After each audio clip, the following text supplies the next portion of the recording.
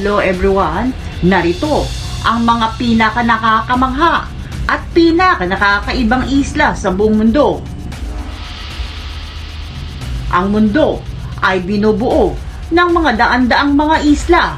Ang pagkakaroon ng maraming isla sa isang bansa ay biyaya dahil pwedeng ma-enjoy ang mga magagandang beach at may pakikinabangang yamang dagat ang mga tao. Ang ating mundo ay isang malawak na paraiso. Sa sobrang laki nito, maraming magagandang isla ang hindi pa nadidiskubre ng mga tao. Mula sa isla ng mga kuneho o Rabbit Island hanggang sa isla ni Santa Claus na tinatawag na Christmas Island. Tapusin nyo hanggang sa dulo upang ang aking munting kaalaman ay maibahagi ko sa inyo. Kakaibang kwento, nakakamangha, di pangkaraniwan, nakakabilib, dito lang sa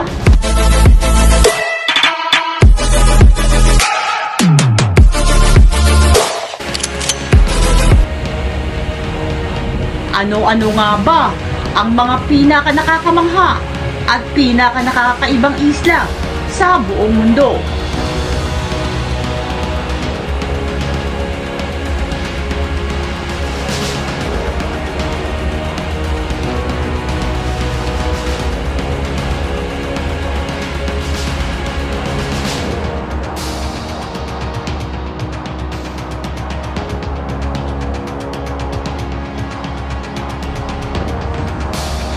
Umpisahan natin sa pinakakaibang isla. Ito ay ang Rabbit Island o isla ng mga kuneho. Ang Rabbit Island ay matatagpuan sa isla ng Okonoshima sa bansang Japan.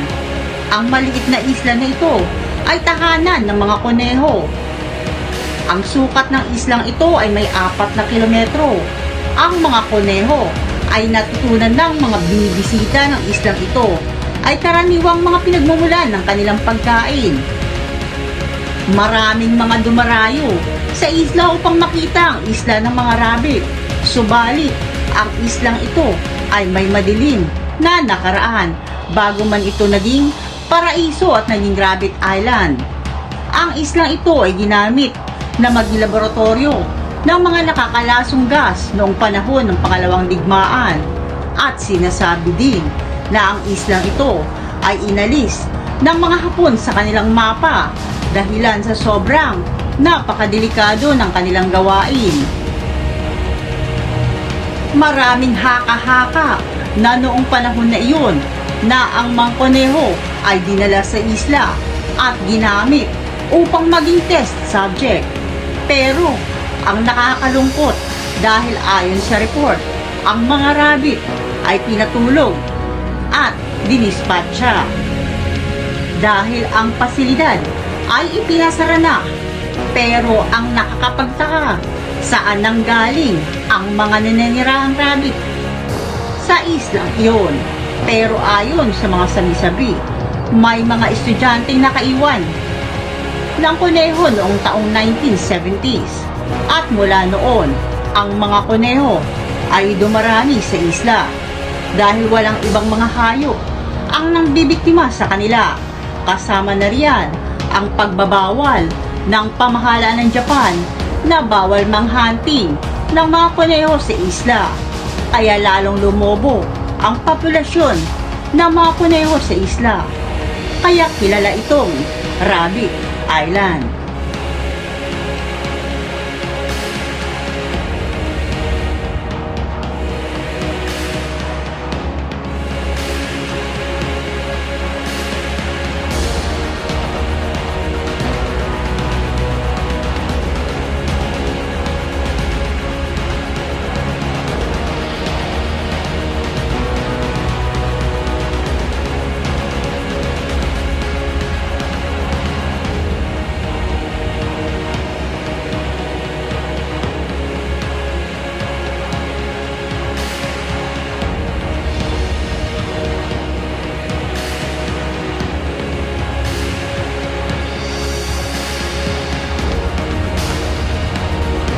Isunod naman natin ang tinatawag na Pig Island. Ang Pig Island ay matatagpuan sa Big Major Cay sa Bahamas. Maririnig mo pa lang ang Bahamas ay tiyak may imagine mo na ang ganda ng mga isla, buhangin at beaches.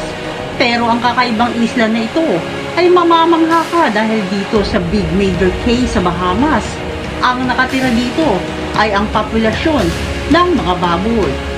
At take note, dito sa islang ito ay walang nakatirang mga tao.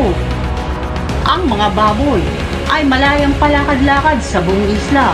At kung magsawa sila ng kakalakad sa buong isla, malaya din sila palangoy-langoy sa katubigan ng dagat.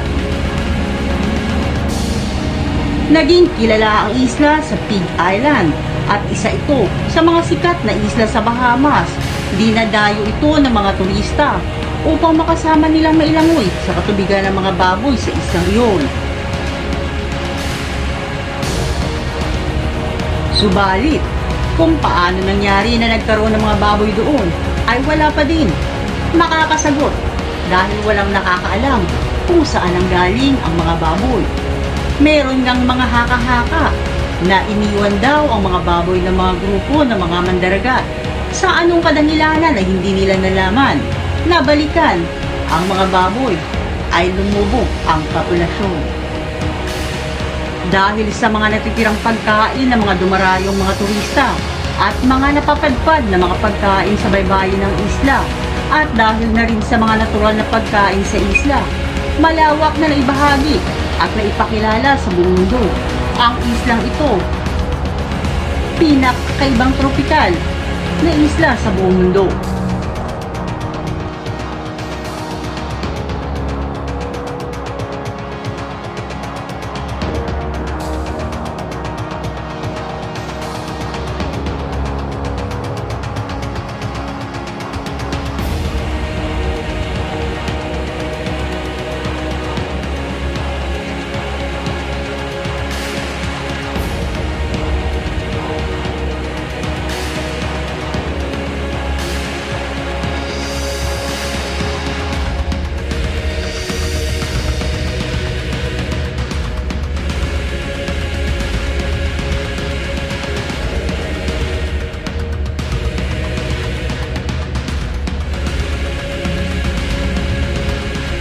Isunod naman natin ang tinatawag na Volcan Point.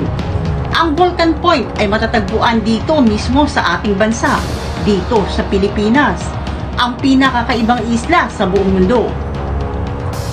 Ang Volcan Point ay isla na nasa loob ng lawa, na nasa loob ng bulkan, na nasa loob mismo ng malaking isla, na nasa loob ng archipelago, na nasa loob ng dagat ng Pasipiko.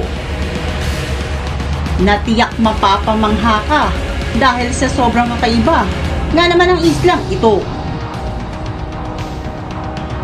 Sobrang nakakamangha na meron palang isla sa pinakagitna ng crater ng lawa ng Bulkang Taal na nasa pangalawang pinaka-active na bulkan dito sa Pilipinas. At ang mismong bulkan na nakapwesto sa gitna ng lawa ng Taal.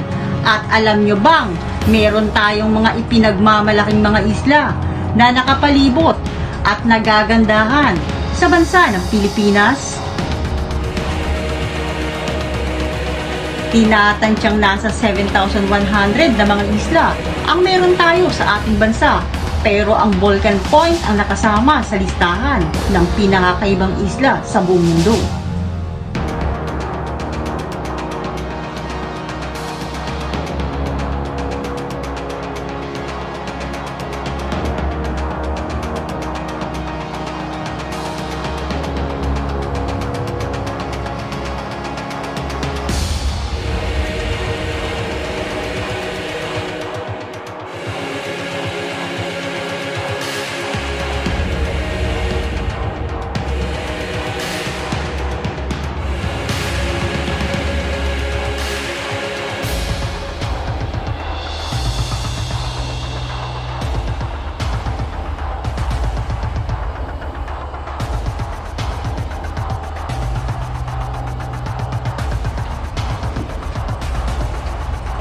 Isunod naman natin ang tinaguriang Christmas Island.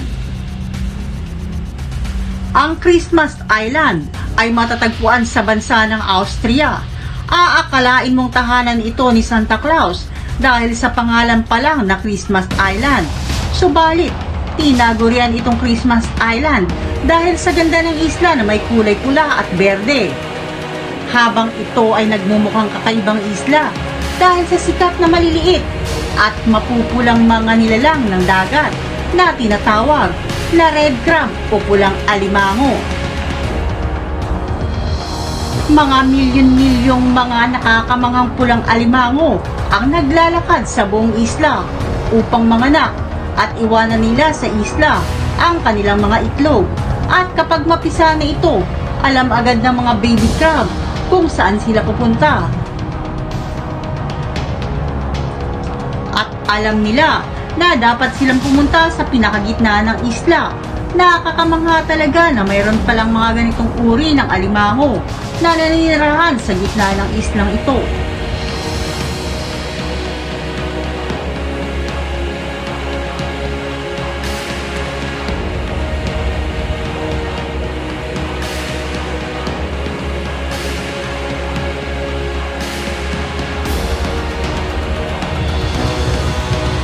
Kung bago ka lang sa channel ko at kung gusto mo ng mga ganitong video, mag-subscribe ka na at pakiclick na rin ng notification bell para updated ka sa mga bagong video ko. Nag-a-upload ako ng 1 o 2 video sa isang linggo. At kung meron kang gustong ipasaliksik o kaya ipakwento, mag-comment ka lang dyan sa ibaba ng video ko.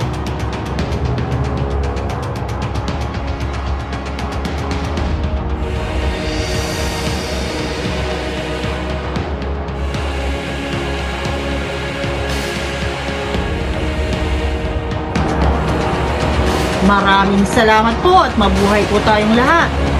God bless. Bye!